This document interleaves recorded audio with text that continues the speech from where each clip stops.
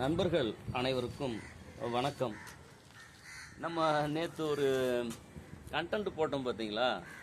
அது ஆக்சுவலி எந்த பிளானும் பண்ணல, யதார்த்தமாக போட்டது. அதான் இப்போ இருக்கக்கூடிய இளைஞர்கள் மத்தியில் இந்த ஜாதி சிந்தனை இல்லாமல் இருக்குன்னு நம்ம பேசணும். ஒரு சில நண்பர்கள் பார்த்தீங்க. இன்றைய செய்தி என்னன்னு தெரியும்னு நினைக்கிறேன் உங்களுக்கு. அதாவது ஜாதி பெயர்கள் அந்த கல்வி நிறுவனங்கள் இருந்தால் அந்த கல்வி நிறுவனத்தின் உரிமை ரத்து செய்யப்படும் அப்படின்னு சென்னை உயர்நீதிமன்றம் ஒரு உத்தரவு போட்டிருக்காங்க தமிழ்நாட்டில். எவ்வளோ ஒரு நல்ல செய்தி பாருங்களேன். இது உண்மையாக நம்ம எந்த பிளானும் இல்லாமல் இந்த சமுதாயத்தை நேசிக்கிறோம். அது அரசாங்கம் வரை வெவ்வேறு விதமாக அது வெளிப்படுறது ரொம்ப நல்ல செய்தி.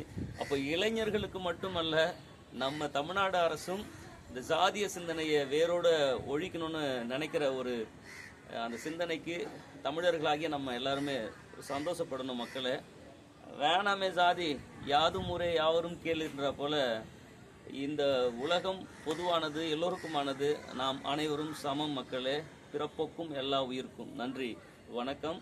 மீண்டும் ஒரு முறை தமிழக அரசுக்கு, சென்னை உயர்நீதிமன்றத்திற்கு நன்றி, வணக்கம்.